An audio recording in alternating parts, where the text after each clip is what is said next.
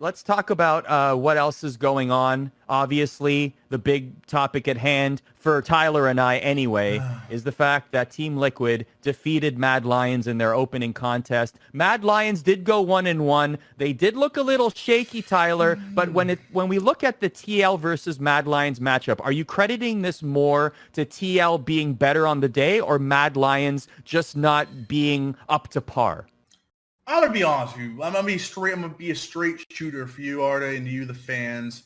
Is Team Liquid a mechanically better team than Mad Lions? It's debatable. But I think I'm seeing this outrage right now on social media being like, oh, Schalke, no fear should have been there. Oh, we should have sent someone else. Oh, we can't believe we sent Mad Lions of all these teams. And it's like, this team, its most veteran player has 2 years experience. Team Liquid has 2 world champions on the roster. Look at the roster Team Liquid has. Every single one of those players, except for Tactical, have made the top 4 of Worlds before.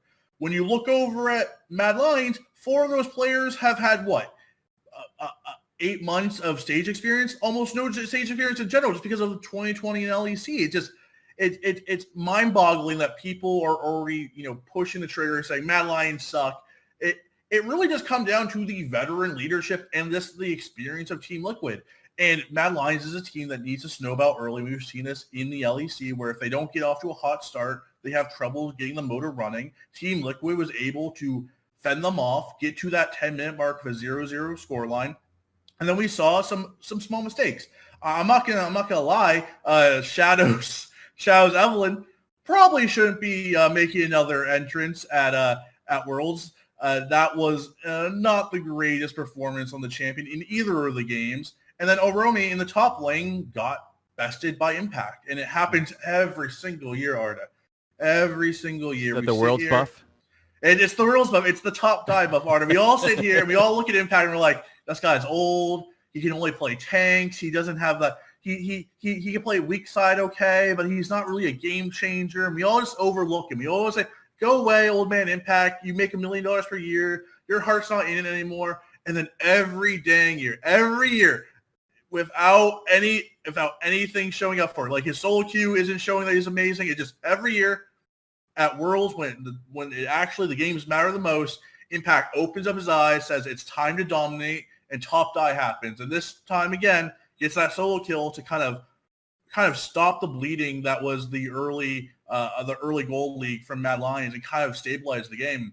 So for me, it's all about the veteran leadership of Team Liquid. I'm not saying Team Liquid is a better team than Mad Lions, but I think for a day one world championship, if I was going to pick one of these teams to bet on, it was always going to be Team Liquid because they have that veteran leadership. So I've been hearing a lot about how the world's meta, Tyler. Jungle is definitely a focus. Broxah was definitely a focus in this one. I know we're going to talk about Tactical in a little bit as well, but he got his comfort pick. He got Lee Sin in this matchup. Were you surprised that Mad didn't ban Lee Sin? No, and I don't think the Lee Sin had a huge deal to do with Team Liquid winning. I don't think he did terribly. It wasn't like Shadows Evelyn, which I thought was actually a detriment to his team. His impact in the early game was pretty irrelevant. He had a few nice tries in the bottom lane. They tried to get something going, but really it was the top die moment of Impact getting that solo kill on Mordekaiser. It was, Jensen going bot lane, getting Tacticals those 2 kills to get him ahead. And it really was just him being a cog in the machine in these team fights. He performed admirably in these team fights. He was getting his kicks off. He was doing well. But I was hoping for the 2018 Brox that would just take over the early game and bust through the door and Team Liquid would ride out, showing us this new early game style. But this was a lot more of his Team Liquid being Team Liquid. They had a hyper-scaling AD carry. They got Tactical fed, and when Tactical got his kills and got his gold, got his items, got his IE, he popped off. And I cannot say it so many good things about Tactical. He played fearless, and I always knew he was a mechanically good player. Like, all these players at the world level are mechanically good players, but for him to show such fearlessness, ice in his veins, I would say, flashing forward on Twitch, in these moments where if he flashes forward and dies, he's a joke. He's a meme straight away. It's the Cody Sun situation all over. If he fails in this moment against an EU team, he's never hearing the end of it. but it didn't matter to him. He made it happen. He made those big plays. And I have to give him a lot of credit, not to only top die impact on the top lane, but Core JJ as well. There's no better Secret Service member in the world right now than Core JJ because he protected his boy like the president. He made sure that Tactical was going to get through that game and get through his items and be able to pop off when needed. So, again, the two world champions, Impact and Core JJ, showed up on day one. And I don't think the European fans or fans in general should be looking down Mad Lions. You lost to two world champions, a very good mid laner in Jensen, Broxa, who's a top 4 finalist before, and Tactical. I think people now are going to look at Tactical the same way you guys have to look at Karzi and other young prodigy, 80 carries and young players. He's a real talent, and I think this tournament is going to be a really big one for Tactical's future. I don't know how far Team Liquid can go, but the experience that Tactical is going to gain through this tournament is going to be invaluable for the future years.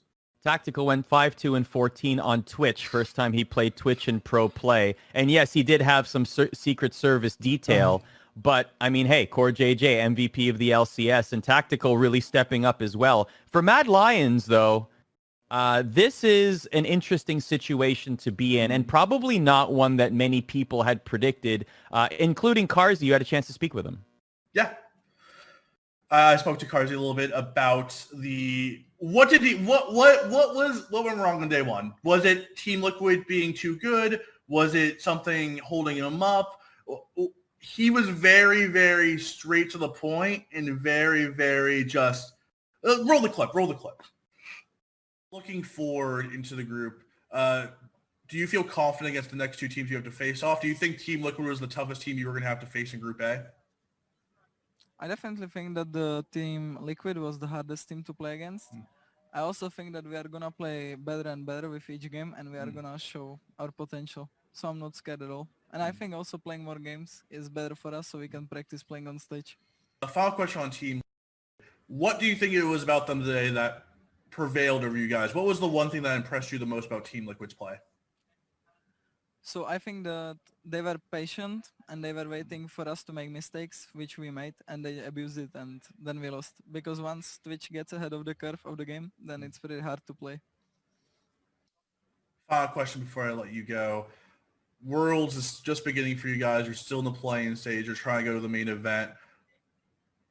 What do you want to tell the fans out there who are saying, Mad Lions, what are you doing? There's criticizers. There's people saying, oh, Schalke should have come. What do you want to say to the doubters out there and also the fans out there who still believe in Mad Lions? What should they expect from you guys in the coming days? I would like to tell them that they should wait before flaming us because we still have a lot to show. And so NA remains undefeated, Tyler. Here's my question to you. How shall we celebrate the World Championship win? Oh, man, I am going to celebrate with a long, long sleep after this show because our sleep schedules have been flipped upside down. I am now waking up at, 9 p.m. in the evening for 1 a.m. games. And tomorrow we have 7 games, Sarda. We have 7 games tomorrow. It's going to be a marathon tomorrow. But for tonight, I'm just going to be – I'm prideful. And no jokes, no memes. Okay. I'm prideful of what LCS showed. I am prideful of what Jet, Impact, Broxa, Jensen, Tactical, and Core JJ showed on that Rift today because they played really well. They play to their strengths. And no, it was nothing different. It was nothing new. They didn't stomp a team in 17 minutes, but they impressed me. And Tactical especially, he's a talent to watch out for. And I've been on the hype train the entire year, but even me, who's been on the Tactical hype train, choo-choo, going to Worlds, going to the groups, going to all that, I'm so impressed, and I'm so happy to see them playing this way, and I am so ready for them to disappoint me tomorrow when they lose to the Legacy Esports. I am so ready for my heart to be broken tomorrow when they lose to Oceana.